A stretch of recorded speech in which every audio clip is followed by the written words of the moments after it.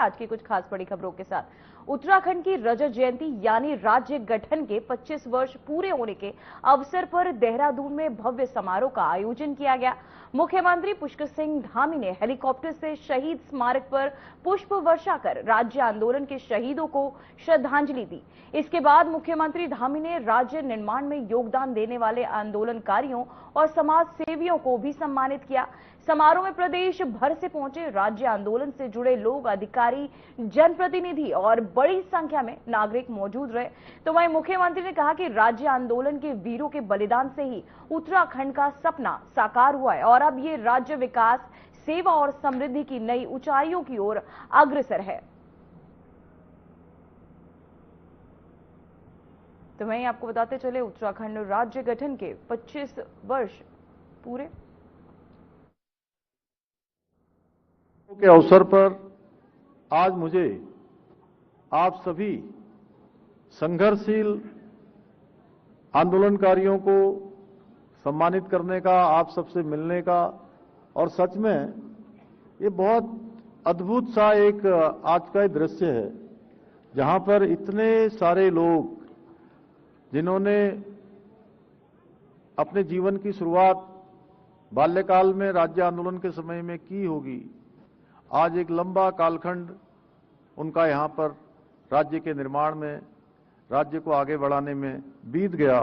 उन सभी से आज एक साथ मुझे मिलने का अवसर प्राप्त हो रहा है। राज्य की स्थापना का, रजत जयंती का ये पर्व हमारे लिए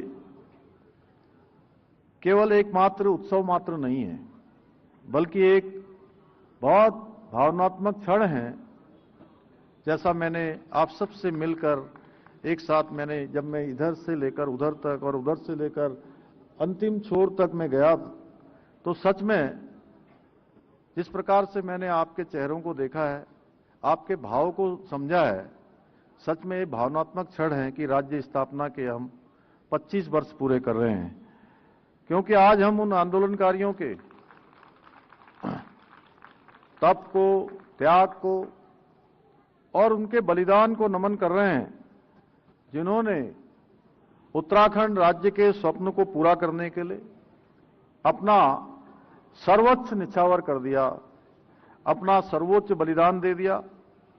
भाइयों बहनों, उत्तराखंड राज्य का निर्णय, उसके निर्माण का केवल एक ये प्रशासनिक निर्णय नहीं था, बल्कि देवभूमि उत्तराखंड के लाखों लोगों के द्वारा अपनी अस्मिता, अपने अधिकार, अपनी पहचान के लिए किए गए कड़े संघर्षों और बलिदान का परिणाम था। हमारा राज्य उन हजार आंदोलनकारियों की देन है, जिन्होंने अपने खून पसीने और आंसुओं से इस भूमि की नींव रखी है। जब जब आंदोलनकारियों ने अपनी पहचान और अस्तित्व की आवाज उठाई, तब तब सत्ता के गलियारों ने उनकी आवाज को कुचलने की कोशिश की, लेकिन हमारे आंदोलनकारी साथी न कभी झुके, न कभी रुके। और मैंने स्वयं देखा कि मैं 1 सितंबर 1994 को खटीमा का जब गोलीकांड हुआ था, तो उस समय मैं भी वहां पर था। तब मैंने देखा किस प्रकार से 50,000 की संख्या में राज्य निर्माण के लिए आंदोलन करने वाले आंदोलनकारियों पर बर्बरतापूर्वक लाठीचार्ज किया गया, गोली चलाई गई, किस प्रकार से वहां पर आंदोलन को रोकने का प्रयास हुआ। और उसी घटना के विरोध में अगले दिन 2 सितंबर को मसूरी में गोलीकांड होता है, और उसके बाद 2 अक्टूबर को मुजफ्फरनगर में किस प्रकार से हमारी माताओं बहनों के साथ अत्याचार होता है। सच में ये जो 1994 में जब उत्तराखंड आंदोलन अपने चरम पर था, तो तत्कालीन सपा सरकार ने हमारे शांतिपूर्ण और अहिंसात्मक तरीके से आंदोलन को करने वाले आंदोलनकारियों पर किस प्रकार से गोली चलाई थी, किस प्रकार से दमन की कार्रवाई की थी। और चूंकि मैंने वहां पर देखा जहां खटीमा, मसूरी, मुजफ्फरनगर, गोलीकांड, ये केवल 3 घटनाएं नहीं थी, बल्कि हमारे इतिहास के रक्त रंजित अध्याय हमेशा से इसका लिखा जाएगा, जहां पर आंदोलनकारियों को बर्बरतापूर्वक दबाने का प्रयास हुआ था और खटीमा की सड़कों पर युवाओं का खून बहा, मसूरियों की पहाड़ियों ने अदावत शहादत की गूंज सुनी और रामपुर तिराहे पर हमारी मातृशक्ति का अपमान हुआ। लेकिन भाइयों बहनों, हमारे आंदोलनकारी डरने वाले नहीं थे। उन्होंने कहा था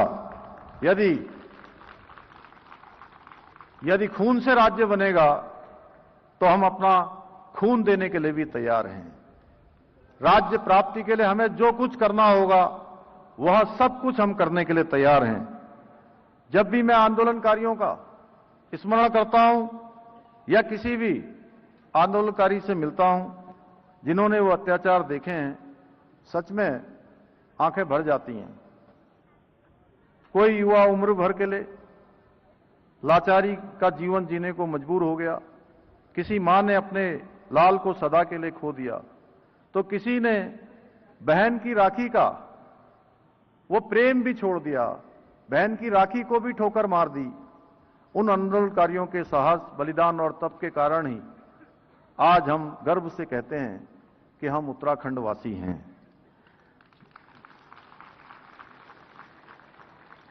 भाइयों बहनों, राज्य निर्माण के बाद भी आंदोलनकारियों का योगदान समाप्त नहीं हुआ है। उन्होंने समाज सेवा, शिक्षा, स्वावलंबन, लोक संस्कृति के क्षेत्र में अपना जीवन समर्पित किया।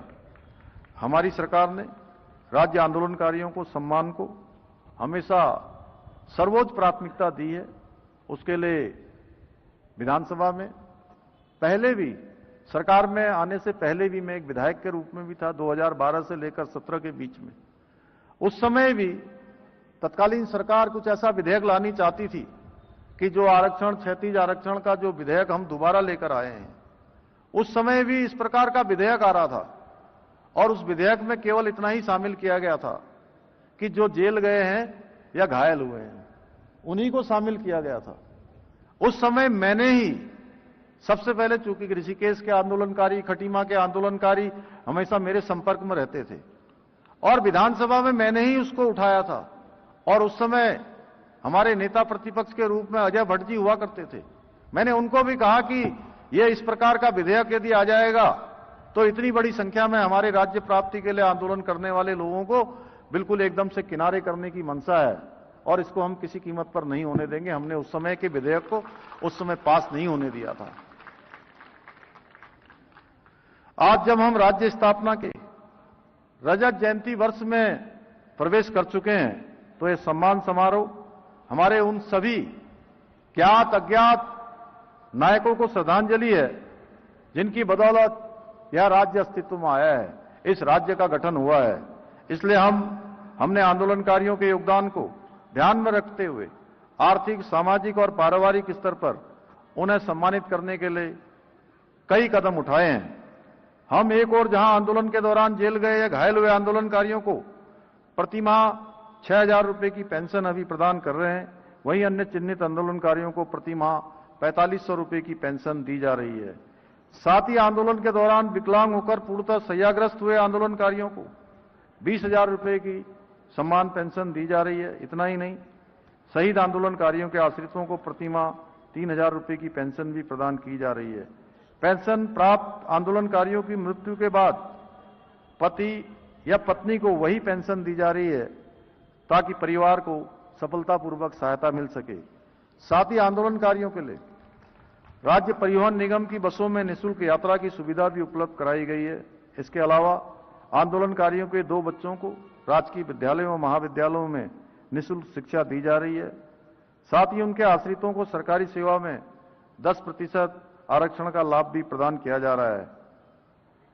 आज के इस अवसर पर चूंकि आप सब लोगों के बीच में से और हमारे सुभाष बर्तवाल जी और अन्य आंदोलनकारी साथियों से जो वार्ता हुई है, आप सब समय समय पर मिलते रहते हैं, तो मैं आज इस अवसर पर कुछ घोषणाएं यहां पर करना चाहता हूं। पुष्कर धामी जिंदाबाद, धाकड़ धामी, तेरी हामी मेरी हामी, धाकड़ धामी। शहीद राज्य आंदोलनकारियों के नाम पर, चूंकि उनका नाम हमेशा से हमारे आने वाली पीढ़ियों के स्मरण में रहे, हमारे नौजवान, हमारे युवा, हमारे भावी कर्णधार प्रेरणा लेकर राज्य और देश के लिए काम करें, तो शहीद राज्य आंदोलनकारियों के नाम पर उनके क्षेत्र की मुख्य अवस्थापना सुविधाओं का नामकरण उन राज्य आंदोलनकारियों के नाम पर किया जाएगा। समस्त शहीद स्मारकों का, जितने भी हमारे शहीद स्मारक हैं, उन सभी का नवीनीकरण, उनका सौंदर्यीकरण किया जाएगा। उत्तराखंड राज्य आंदोलन के दौरान शहीद हुए राज्य आंदोलनकारियों के आश्रितों की पेंशन प्रतिमाह 3,000 रुपए से बढ़ाकर 5,500 रुपए की जाएगी। पुष्कर धामी जिंदाबाद, पुष्कर धामी जिंदाबाद। उत्तराखंड राज्य आंदोलन के दौरान 7 दिन जेल गए अथवा राज्य आंदोलन के दौरान घायल हुए आंदोलनकारियों की पेंशन प्रतिमाह 6,000 रुपए से बढ़ाकर 7,000 रुपए प्रतिमाह। धामी जिंदाबाद, पुष्कर धामी जिंदाबाद। उत्तराखंड राज्य आंदोलन के दौरान जेल गए या घायल श्रेणी से भिन्न अन्य राज्य आंदोलनकारियों की पेंशन प्रतिमाह 4,500 रुपए से बढ़ाकर 5,500 रुपए प्रतिमाह की जाएगी। उत्तराखंड राज्य आंदोलन के दौरान विकलांग होकर पूर्णतः शैय्याग्रस्त हुए राज्य आंदोलनकारियों की पेंशन प्रतिमाह 20,000 रुपए से बढ़ाकर 30,000 रुपए की जाएगी और साथ ही इनकी देखभाल के लिए एक मेडिकल अटेंडेंट की व्यवस्था भी की जाएगी।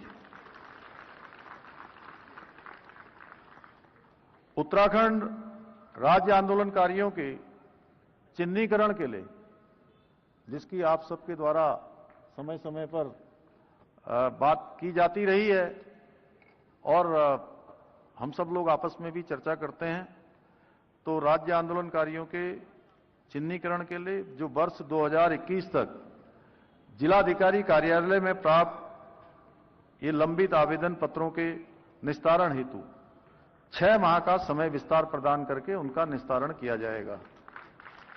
पुष्कर धामी जिंदाबाद, पुष्कर धामी जिंदाबाद, धामी जिंदाबाद। भाइयों बहनों, ये केवल मैं अपने बड़े बुजुर्गों से भी कहना चाहता हूं। फिलहाल बुलेटिन में वक्त हो चुका है एक छोटे से ब्रेक का।